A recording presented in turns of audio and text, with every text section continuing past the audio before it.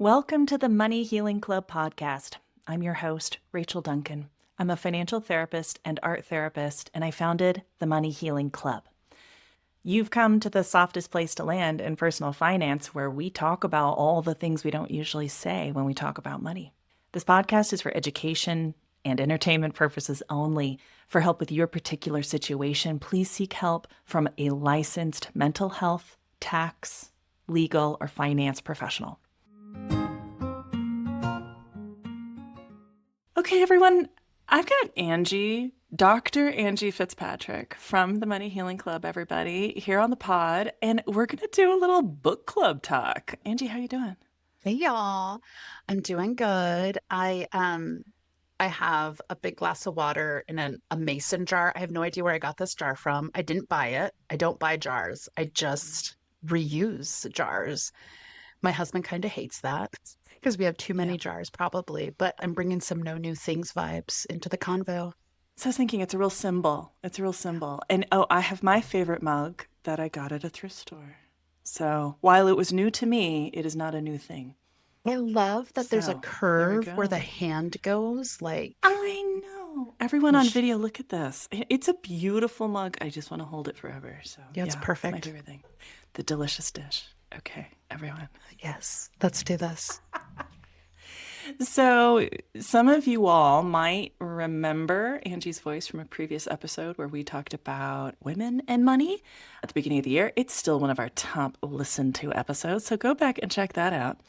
But today we're kind of doing like a cozy thing because in the club, we've been reading this book called No New Things by Ashlee Piper. And I just thought would be a timely thing for us to kind of talk about what we're loving and maybe not loving about the book here on the podcast. Because it's the number one thing we're talking about is impulse spending. I just re-released an episode about that. So this is a kind of a cool guide for like, how could we really dig into this for maybe bigger reasons than just financial. So Angie, kick us off. What first strikes you about this book, or how would you introduce the book to somebody? Well, okay, so here's what I love about this book. So I'll say that these buy nothing challenges aren't necessarily new, right? Like this has been around. What I really love about Piper is that she takes that challenge and turns it into something more, something about, it's a manifesto about how overconsumption is killing the planet, driving us nuts, and stealing our money. Right. So it's like she takes all of the things about hyperconsumption and gives us some strategies that we can personally take in our everyday lives to push back and reclaim our time, our money, our space. So that's what I really love about this book. I agree. And actually, I should read the subtitle of the book is No New Things, a radically simple 30-day guide to saving money, the planet, and your sanity. Exactly. So it's got this like great Venn diagram, right? Because it's not like, oh, spend less money, like, but why?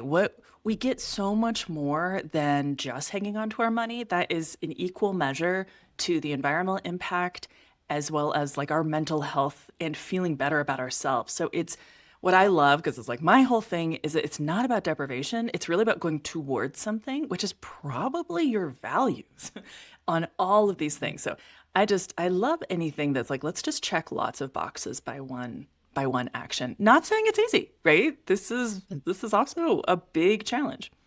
Yeah. It is a big challenge.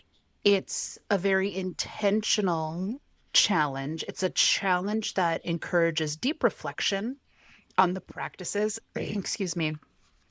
It's a deep reflection on the practices that kind of get us into this place where we suddenly look around our home and it's like, why do I have so much junk? Where did all this junk come from? She talks at the beginning of the book about how the more stuff we have, the more stuff we have to take care of. And that eats into our time. Yeah. Right? So, okay. So, in the club, we have this chat about no new things. And Rachel, you had invited us when we first started reading the book to pick a thing, just one thing that we're going to say no to, like one new thing that we're going to say no to this year. And I said, no new holiday decor. So this was before Halloween. My husband had just pulled out multiple tubs of Halloween stuff that we've collected over the years. And I didn't feel inspired looking at that stuff. I didn't feel like nostalgic. I just felt overwhelmed. I just realized like this is so much stuff and we have to put it all out and then we're going to have to take it down. And I don't want to do that anymore. So I made a commitment to one, get rid of some of that stuff. And I did. But two, I'm not buying any more holiday decor this season. None. I'm just going to use what I have and be happy with that. And if I feel inspired to do something, I don't know, I'm going to get out some like paper and scissors with my kids and just make some cute paper snowflakes. Like Target doesn't need my money, but also, a lot of my holiday stuff comes from thrift stores and I love thrift stores, but I have to say no for this season and it feels good.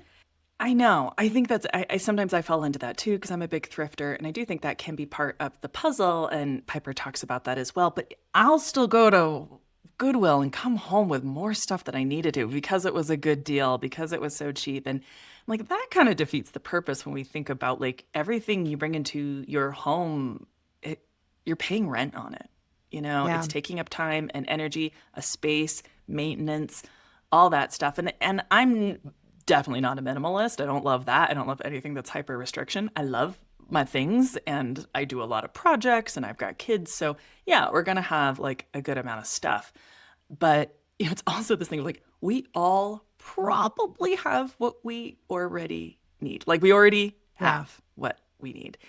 And I will say like this it does come up from a place of privilege, right? This is sort of like, hey, are you housed? Do you have food? Do you have steady income? Do you a lot of those boxes checking. This is not saying but like everyone on the planet should not acquire new things. She's definitely speaking to, I don't know, a quote unquote middle class audience where our basic needs are met, right? So I think that's important to say. I heard something years ago that like the average American has no fewer than 300,000 things. Like that's a number that I can't even. That's a lot. And in some way, shape, or form, like, and it's all cataloged in our heads somehow, right? Or it's Yeah. and so no wonder we forget. We forget that we have certain things because there's just so much of it. Yeah. So I'm a Nero spicy gal. And one of the challenges I have is if I put it in a drawer, it's gone forever. I have no idea Yeah, that it exists, right? Like I have yeah. to label Out the of drawer. sight, out of mind. I have to have a clear bin. And so that is something that I think about a lot when I'm taking stock of all the stuff I have, or I think, oh, you know what I need? I need this one tool. Didn't I buy that a while ago? Do I still have that? Is that around somewhere? So, yeah, I think, to your point that our relationship to stuff is not monolithic, right? Like folks with different income levels, different needs, we're going to have a different relationship to things. What I like about Piper's approach to this No New Things challenge is that she does invite us to get clear about like how are we bringing things into our life. So for example, um like in the first week, she says, all right, friends, the next 30 days, stuff is going to come up. Maybe someone has a birthday or you might be moving, right? Think about what you're going to need and how you can acquire it. So, yes, you could like just go onto Amazon, click buy, and someone will bring it to your house in 2 days, right? Or you could put a call out to your neighborhood. Like maybe you're on Facebook and you're in the neighborhood group, and you could say, hey, does anybody have whatever but like what like a tool that you are Mm-hmm. going to need for one project? Do you have to buy that tool or could you borrow it from somebody? Mm-hmm. Could you pull out a gift card that you have for a place and use that to Mm-hmm. buy the thing? So she's really inviting us to be more intentional and more creative about how we bring stuff into our lives, and I like that.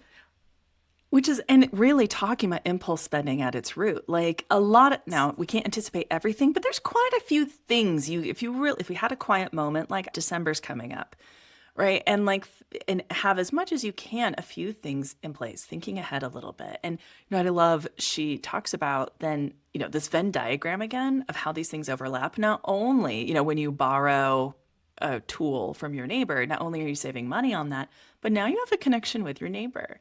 And I think, doesn't she have a story about like borrowing a rolling pin from a neighbor and now like she's learning to bake from her. And now she has this whole new friendship.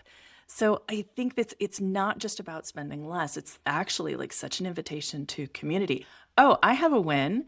Just yesterday, my one of my sons is an engineer at heart, and he was creating this Lego machine that shoots rubber bands automatically. It's like a semi-automatic That's rubber cool. band shooter. That's so It's very cool. cool.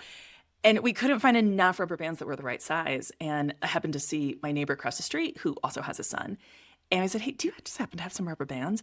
Not only did he have rubber bands, but his son had made a rubber band machine gun years ago and showed my son about it and did this whole Lego tour. Like, it was this whole thing. And you know what? Now we have this nice little golden thread with our neighbor. And he gave him a handful of rubber bands that are perfect.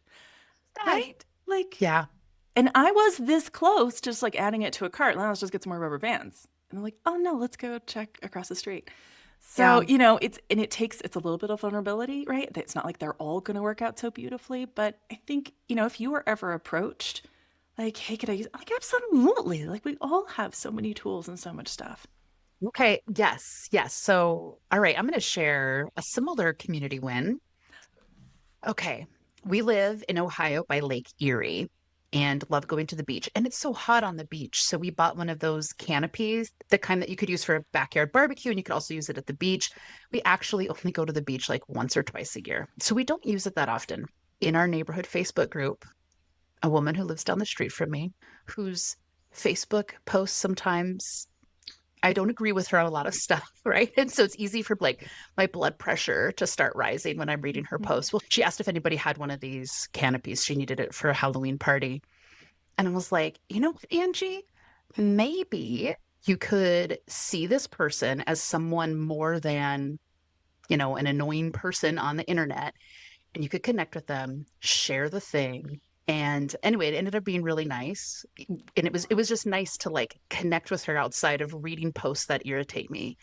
And it gave her a human face, right? So yeah, big So wins. you're saying it's the answer to world peace as Oh well, my, right? yes. Yes. Solve the climate crisis, save your money, and bring about world peace. Absolutely.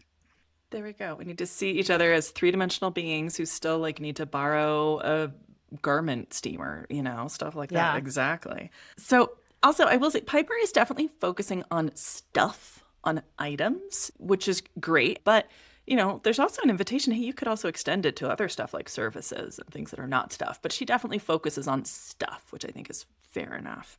But someone in the club actually mentioned to me, like, I'm actually going to think about like how I go to the salon and stuff like that. So she has like her introduction. She came from like being a corporate high earner person when she kind of had some of these crises, several sort of personal crises about like, where's my money going and why do I not know where any of my things are, and kind of did her own challenges and got that started.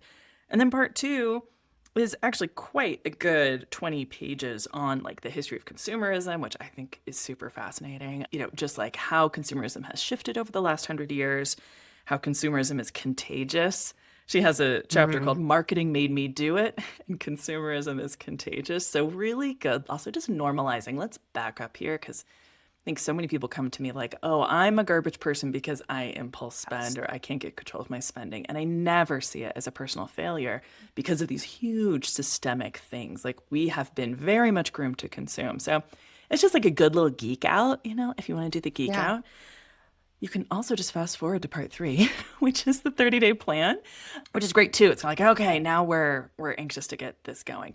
Oh, and I will say, like at the beginning, I kind of wanted to choose one category as well. So for a little while, I've been trying to do no new food.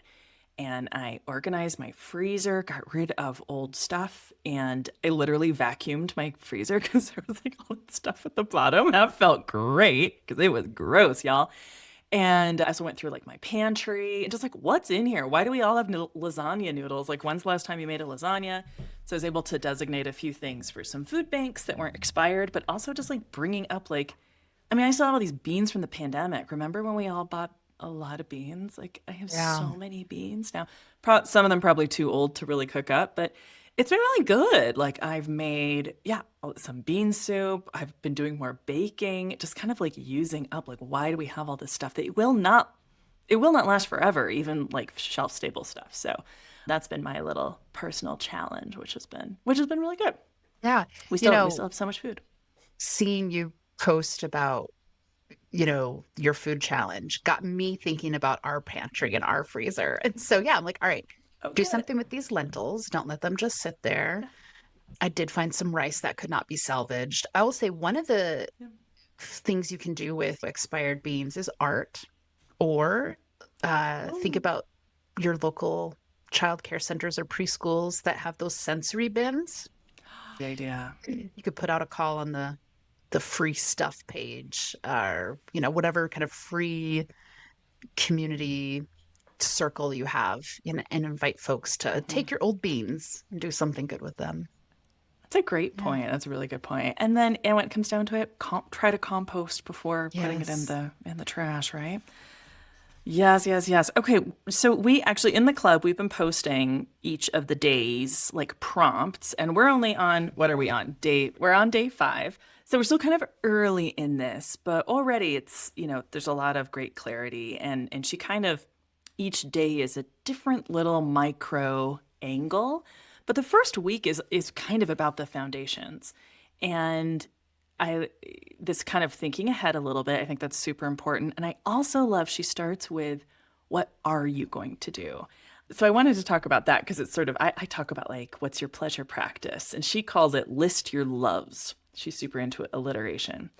So this is like a little homework and I'll drop this in the show notes. It's like you got to make 2 lists of things that you love to do because, you're going into some pretty big habit changes, especially if we're really used to just buying the thing if you need it. So we don't want to go into this feeling like on edge or deprived. So she says, so one list is your quick hits, which are like short, easy grabs. So I think of like stuff that you don't have to do any planning for or spend any money for, like looking out the window, drinking a cup of tea. For me, like putting on hand lotion, right? Texting a friend, doing a light stretch, right? These are just like these easy grabs we all know we should do. What I love is like, no, if you are going to change your habits in this way from like this high dopamine activity, like we've got to bring in more pleasant experiences for you to connect with yourself and feel good. And then she has the longer and lux list, which is like, the heavier lifts, the like actually going to an exercise class or a yoga class. It's stuff that's more accessible, but is longer and more restorative. Also, like taking a bath, reading for a while. I love, she says, organizing your purse, right? Like something that's a little more of a project, but like feels really good to Satisfying. do. Yeah. Yeah, yeah, making stuff, getting into your hobbies and stuff like Mhm. that. So for me, I was really glad I wrote that list because I'm a musician, but I don't spend a lot of time practicing. And I got this very cool drum for my birthday, and I was making my longer and luxe list. I was like, I haven't practiced that drum very much in the last few weeks, and I just like stopped what I'm doing and just like practiced my drum. Oh, and it felt so good.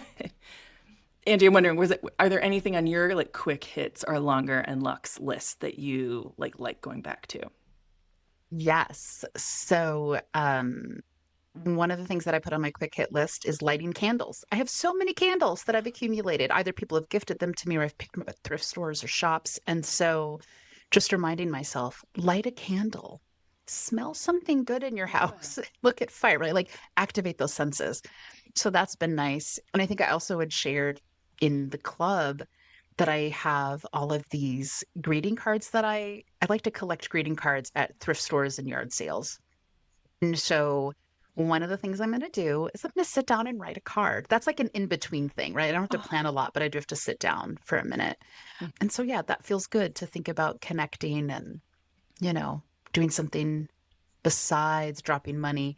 And I'll say mhm. those quick hits and what's the Lux? What does she call the other? Longer and luxe. Longer and Lux. Those really come in handy in that first week too when we start identifying the triggers, right? Like what is the thing Yeah. that happens that prompts you to like chase that quick hit of dopamine through shopping? What's the thing that happens Yeah. before you open the Amazon app or even hit up the drive-through? Like you said, Rachel Piper really focuses a lot on the things that we accumulate, but I don't know about folks here. I spend too much money on takeout and I really want to pare back. It the food doesn't even taste that good. I mean, let's be real. Like It's it's pricey. Yeah. it's pricey. It doesn't taste that good. It's full of stuff that I shouldn't be having every day. But anyway, so I'm really curious, like, okay, what is the thing that's driving me to that? And how could I Mhm. pull out a nice thing of lotion from my purse instead of, going to Starbucks? So, Yeah, and I'm noticing two things. Like in both of our examples, it's shopping our own closets. It's actually like enjoying the things we already have. All of these examples. I already yes. have candles. I already have musical instruments. I already have a freezer full of food. And so it's very much just like slowing down, appreciate what you already have. And I believe Mm, it's in the book The Service Berry by Robin Kimmerer. She notes that eco psychologists have said that when you have a more active practice of gratitude, impulse spending goes down. I feel like all of these are, this is again, this Venn diagram, this nice overlap. Not only am I feeling better in my body, these are things that align with my values and help me decrease impulse spending. Like I'm cultivating gratitude at that same time, yeah. which just has like a multitude of effects. Like I'm so grateful I have this mug. I'm so grateful I have that candle. I'm so grateful I have this present or whatever it was, or this time to call a friend or have this connection with a neighbor, right? And I think cultivating that gratitude, it already gets the ball rolling where spending less is not about restriction. It's about like this returning to a core value. I love that. And I think that's so important and something that I want to work with more when it comes to my children. So Yeah. my kids like to be on the tablet and play the games, right? The Minecraft, the Roblox, whatever. And they get a lot of advertising to buy new Yeah. packages, right? Like for $3.99, you can get all these things. And I'm really finding it difficult to encourage my kids to pause, to think about that purchase, right? Mm. So I'm going to try bringing in some more of that gratitude just in general, not have it be part of Yeah. the conversation about whether or not they can get a $5 advance on their allowance, but just cultivate the gratitude in general. Like Yeah. that. And it's not about being preachy. I think we can be honest. Oh, that would feel good. I can understand why that feels alluring. Yeah, right. Just like I'm understanding that too. But then we're going to bring in all these other sides of like our knowledge. I also know that we have gift season coming up. I also know that, oh, last week was a spendy week. Like we can bring in sort of all the sources of knowing. And I do think a challenge like this can be helpful instead of going through all the decision fatigue is, but you know what, this month we're actually trying to not buy any new things. And that can, I think that can be a nice shorthand if you want it, right? Hey, the default is actually not buying anything new, and we're going to give that a try and see how that feels. And it doesn't mean we're going to Hmm. do it forever. And she's like, I think she's very open with that. Like, it might not be forever, but it will probably, aspects of this will stick. And I do think it's Yeah. that slowing down, considering, especially looking at how consumerism and marketing works, like, oh, none of this is in my interest. It's all in the company's interest for the most part. Yeah. Yep. Yep. All right, let's talk about any other prompts from this week that you like. Where's the acronym? While you're looking for the acronym, can I talk Yep. about returning Oh my merchandise? God. Ooh, I love returns. This is about wrangling returns, and I do have some stuff that I need to return that has been sitting there for a few days. This was a good reminder. That Nice. window closes, girl. Get out and bring it back. But here's the thing that really surprised me and pissed me off. Okay, so did you know, Rachel, that J.C. Penney is the store that introduced the idea of no questions asked returns? You buy something, you don't like it, you can bring it back. We will give you your money back. They introduced this about 25 years ago. Okay. Like 2% of the stuff, what does it say? Only 2% of purchases were returned. So now every year in the US, we send back 3.5 billion products, 80% of which was usable. And this practice has even spawned a reverse logistics industry, and our returns are like worth $1 trillion a year. The Yeah. heck? We're Yeah. buying stuff that we're not even using, then we're sending it back. And 20% of it, yeah. Yeah. It's just this But gross kind of back and forth. Yeah, it's interesting. when I first met my husband, who's from Ukraine, and we spent some time in Ukraine, there's no returns in Ukraine. And it was we had several very comical things where like you have to sit in the store. Like I think his parents wanted a blender and we go to the store. We spent all day because we had to decide that was the right one because we could not bring it back. And I was kind of like, oh, well, we'll just get it. Doesn't it bring it up? We'll bring it back. Like it don't work that way. Or like even some food, like we had gotten some like some dried fruit that I thought was a little bit off. I was like, why don't we take it back? And the manager questioned us about it. And I realized, oh, this is such a cultural thing that like customers always right. You can always bring it back. Like it's not like that in the rest of the world. So if there aren't easy returns, like look how you have to slow down.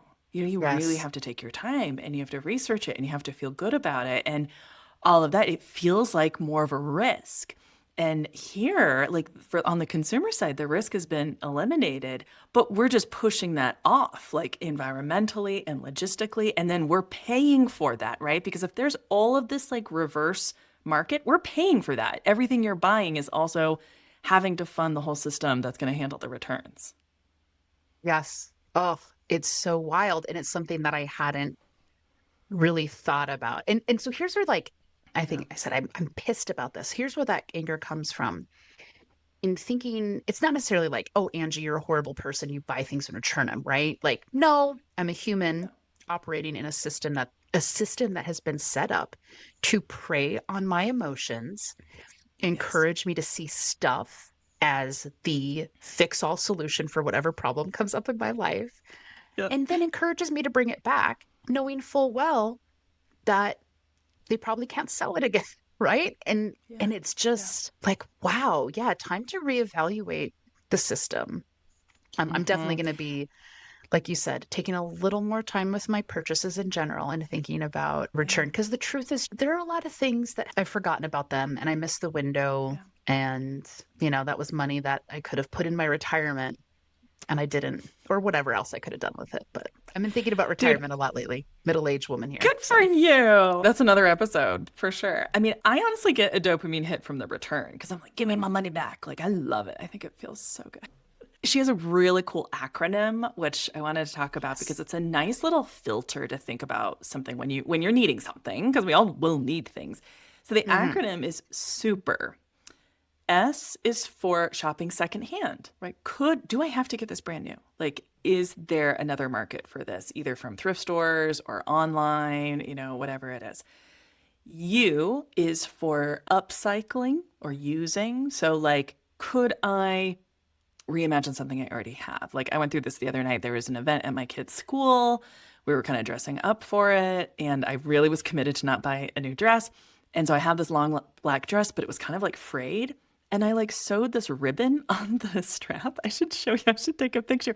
It looks so good, but I really like upcycled this dress to like be more formal by just like sewing something on it. It was really fun. I even got like compliments on it. I'm like, okay, this is so funny. So that's upcycling. P is paying nothing. Like, do you have any store credit already or a gift card you need to use? Or are you already paying, say, for like some membership that you're not utilizing? Also getting something for free. Like, hey, we got these rubber bands for free. Like, could you just ask? Does anyone have this I could borrow or like have? Asking folks in your network, you know, finding it. I love finding it in the wild, like the curb. Oh, you guys, this is my kryptonite, is getting stuff off the curb. I just like love it. It's a little bit of a problem. But even if I don't need the thing, I will get it from the curb just so it doesn't go in the landfill. I sometimes will pick things up from the curb and then just take it straight to Goodwill. So like it doesn't get trashed. It's thoughtful of you.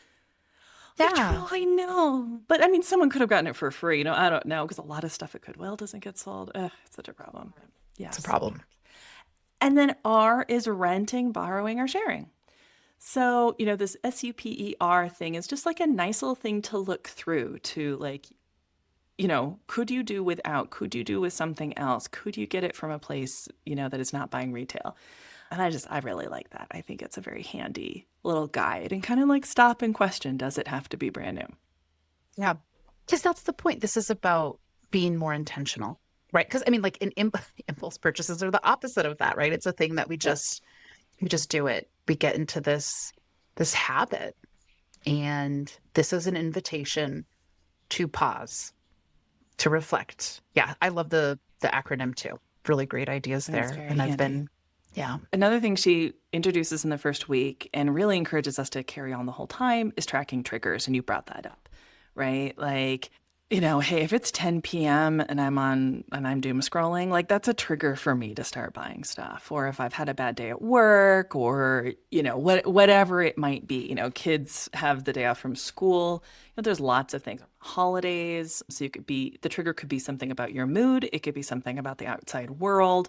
Again, it could be a little of that looking ahead, like, oh, wow, when it comes to, say, Christmas, I'm really triggered into, spending more than I intend to. So let's like note that, or certain experiences that you might have throughout the day. And she says, you track them. It's just like a mindful curiosity. Review your triggers with compassion and curiosity and celebrate yourself. So I love that. It's kind of like it starts off on day 5, but that's really a beautiful thing to track throughout the challenge because like this also just has a ripple effect into your mental health in general, doesn't it? Yeah. I mean, if you are somebody who does some impulse shopping, there might be some other areas in your life where your impulses are also driving your behaviors, right? At least I find that true for myself. I should use Yeah. the self language here. I find, right? I'm impulsive in a lot of different ways. So I Mhm. really appreciate the invitation to slow down. Yeah. Wow. And that's only the first week, right? Dude, it's like so much. There's so I know. much. I mean, if So, anything, if anyone just wants to do the first week, like so much will happen. But oh, yeah, yeah, anything you want to say, like looking ahead. okay. So week 2, she gets into slashing subscriptions.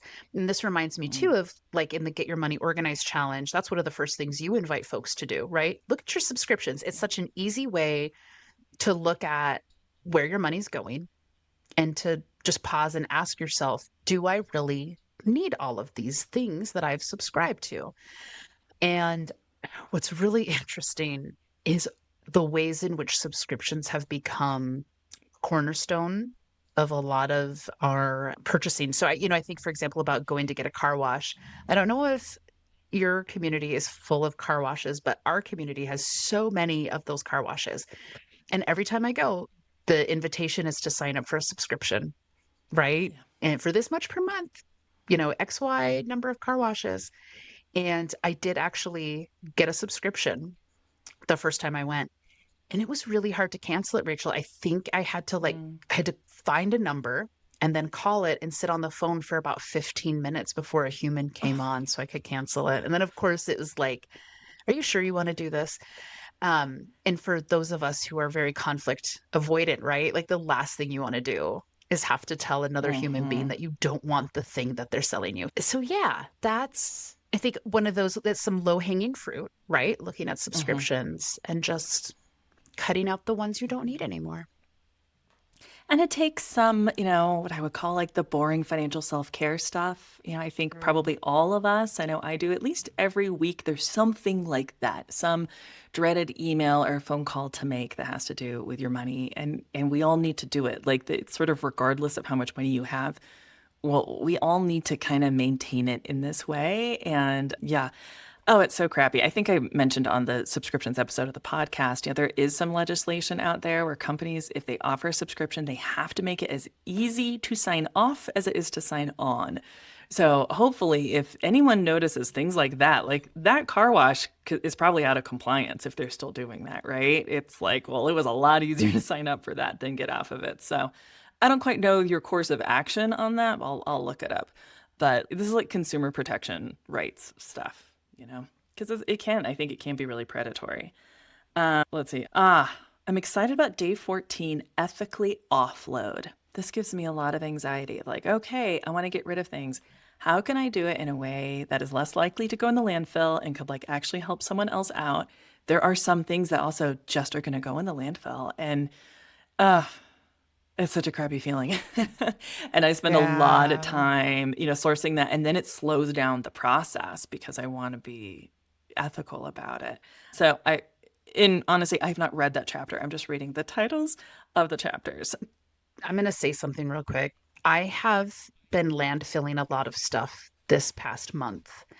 And I'm somebody who, cares very much about ethically offloading. I ran a community composting company for a hot minute, but I realized about a month ago that my commitment to composting and recycling and all of that stuff was starting to really drag on me. And so I said, Yeah. I'm just going to give myself permission for a month to landfill more things. I've cleared out some clutter, but I have found too, like, oh, I really like it is important to me. So I'm like, okay, I'm going to bring Yeah. out my compost bucket again and we're going to start composting. So, I just want to say to folks, like, if you're one of those people who sometimes feels bogged down by that, give yourself permission to take a little break and then Yeah. return to the practice, because listen, there are so many problems with our climate right now. You taking a little break for your mental health or whatever, depending on the season of your life, is totally fine. You can do that. Yeah, especially compared to like hospital waste or industrial waste. I mean, I'm sure that home waste is a slice of that pie, but it's a pretty small slice of the pie when you compare to everything else. And I think, there's a lot out there in terms of greenwashing and people, oh, I'm going to reduce my carbon footprint. This is not something on an individual level that's going to make much of a difference. It will make a difference on an industry-wide level. So do what you can. And we live in kind of a broken system when it comes to our stuff. And going upstream and stopping the purchase is going to be more effective than There you go. composting it, right? Like, go through your fridge Yes, before you make your grocery list. exactly. Exactly. So I'm looking forward to that part of it. And, I do think we run the risk in this book of being so aware and being so riddled with guilt, right? Like, oh, now I know that I'm a consumerist and I buy too much stuff or I have too much stuff and then I can't upload it. And it's all like really tough. And actually, there was a member of our club recommended this book and she had read it some time ago and felt like there was a lot of good stuff in it and also feeling incredibly guilty Yeah. for a lot of of consumerist behavior or, hey, there are just some things I'm going to buy new. I have limits about what I will buy secondhand. And I think we can all invite ourselves to have maybe a bit more of a range of what this looks like for us on an Mhm. individual level because these are huge systemic things. Yeah, absolutely. Yeah. So lots of reflection. I love her reflection questions. Oh my gosh. She has another kind of bonus tip, which is to keep a log of the money you don't spend. And that can also be really motivating. So that's kind of a Oh my fun God. thing. Rachel, my favorite thing to do when I'm at the store is to like take things out of my shopping cart and then tell myself I just saved like $100. I'm amazing. I'm making money over here. Totally. Oh, Right? now I'm going to go to Starbucks and Yeah. celebrate. Just kidding. Exactly. I mean, that is the thing. It's interesting. It's like, okay, what will you do? I don't know if she asks this, but I would ask this as your friendly neighborhood financial therapist.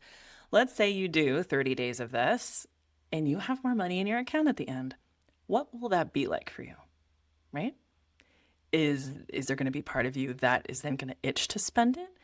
It's another looking ahead thing, right? Is there Mhm. maybe a bucket I can put that in? Is there something that's a midterm goal or longer term goal for that to go into? I would, encourage all of us if you have, likely you're going to have a little more money on hand, right? And think now maybe like 50 goes to debt, 50 goes to emergency fund, or 10% fund money. I would just encourage you all to think a little ahead about what you'll do with having some more money because it could stimulate that shopping muscle again. Yeah, just depending. But it can feel great. Yeah, so she's got nice, like at the end of each week, really nice reflection prompts. Did last week go smoothly or not, right? Just like some reflection. It's okay.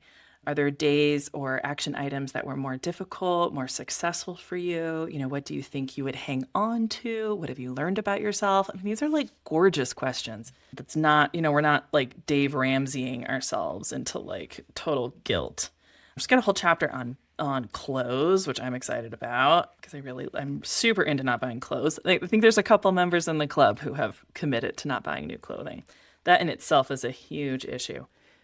I don't know if she Mhm. says this, but did you know, Angie, that textiles is the number 2 polluter on this Yes, planet? I do. And Yeah, yeah, it's very huge stressful. And problem. there's so much plastic in our clothing, which is part of the pollution. But yeah, oh my gosh. Yeah. Yeah. Oh, I want to talk about repairs real quick because one thing Yes. that's super hard is a lot of the things we buy, especially things that were made in the last 10 years, were made to not be repairable. And so we've really got an uphill battle with that. And that on top of kind of the lost art of repairs, like we don't really Yeah. know how to repair sewing skills, electronic skills, and stuff like that. So I just want to say like it can be difficult, but it's a great still opportunity to get to know that, retired neighbor with a tool shed who's super handy, right? I feel like Hmm. there's like some super handy person in every community. Our library also has a kind of a maker space and or there's sewing machines, there's tools, and they'll teach you how to use it. And that's very cool. I know in Denver, there's a tool library where you can go and rent tools and they have classes and stuff like that. I'm a real geek about repairing things. I think it feels so good. And just yesterday, my husband, everyone, repaired our toaster. It was the whole Bravo. thing yeah, because he's got some soldering skills and kind of knows some basic stuff a little with electronics. Granted, so now it will only toast and there's no air fryer option, but that's fine. That's better than no toast. Yeah. But it felt so good. It took time though, and that's also like not realistic for everyone, right? So Yeah. like another thing, let's not carry a bunch of guilt about it. But if there's an aspect, if you want to learn something about repairs, I think it's incredibly empowering. Yes. Well, and I'm going to say sometimes the repair is simpler than you think. So Yeah. last week I was baking bread. I like to bake sourdough. I opened the oven door and the handle came off. And I was like, well, great. That's it. Right before the holidays. Now we got to buy a new oven, blah, blah, blah, blah, blah. Okay. So my husband, who also is a tinkerer, took a look at it and he's like, it's a bolt. It just needs a bolt, Angie. You can put away Yeah. the Home Depot love list of ovens, right? And okay, so to be fair, I was glad that we just saved $800 or $1,000. But also I'm glad too. I was a little bit bummed. Like, I actually do want to replace this old stove that came with the house. So now, okay, so then that's an invitation for me to think about that, right? Like, what is it that Yeah. I'm looking for? Is this actually something I need? Would this be a worthwhile purchase? How could I save up for it, right? So part of what I think I've really gained through Money Healing Club, I just keep making plugs for the club. It's actually I great. just Now you can keep doing it. But I really do feel like I'm just overall being a lot more thoughtful about how I'm using my money. And my mantra this season has been, well, I'm protecting my treasure. I'm protecting my money. And Yeah. really, yeah, just being more thoughtful and intentional. And it has felt so good in general. So yeah, Yeah. thanks, Rachel. Thank you for sharing that. Oh my God, anytime. I feel like every new book I read or conversation with a client, it brings me a step closer to myself about like, yeah, this is what this is really about. So yeah, and if anyone has not experienced the feeling of walking out of a store empty-handed, it's a rush. It can feel uncomfortable and it's incredibly empowering. Like this is my money and I have a choice here. And this is actually all about consent. Do you consent to this Yes. purchase or not? I feel really embodied to be in there. And then when you do make that conscious choice to buy something or however you're going to go about it, we want it to feel as aligned as possible. And it just does so much. Yeah, ripple effect, mental health, finances, environment, all of it. And I think it can really be community building. She talks about community a lot. And you're not in this alone. So, yeah, open invitation. Check out club offerings. And if you want to link arms with other folks who are really looking at the emotional side of spending, we got you covered. Well, thank you so much, Angie, for bringing the inside of the club to the outside on the pod. And I think overall, I'm recommending this book. I feel like we're Oh, giving it 2 thumbs up. oh yeah, totally. I'm already recommending it. I know somebody who's been door dashing recently because their impulse spending got out of control. And I was like, can I invite you to just think about your impulse shopping? Read this book. Yes. Yeah. Yes, I actually asked a friend who has kids older than me if she would consider setting aside clothes for my kids. And not only that, I said, because I'm reading No New Things. And she was like, oh, that's so cool. Absolutely. That's really aligned with me. And now that friendship, it has like another connection. And I let her know about the book. Share if you're reading it, like don't have the cover on, man. I mean, like leave the cover out. Like let people know that you're reading it. And I think we can start something here. Yeah. Yeah. Well, thanks for being on Thanks, the pod and Rachel. sharing about your Yes. process. Thanks, Angie. Anytime. It's always a pleasure. Right. Take care. Bye. Bye. Thanks for listening to the Money Healing Club podcast. You can find resources, links, everything from this episode in the show notes below or at moneyhealingclub.com/podcast. If you enjoyed this episode, you probably really love my free email course on curbing impulse spending with compassion and mindfulness. You can check it out at moneyhealingclub.com/challenge. Do you have a question or a topic about financial therapy or about just living in this life with money? I'd love to get your voicemail to be featured on a future episode of the podcast. Check it out at moneyhealingclub.com/podcast. You'll see a big orange button there where you can record from any device you're on. You can also be anonymous. We are in this together, and I really appreciate it. See you next time.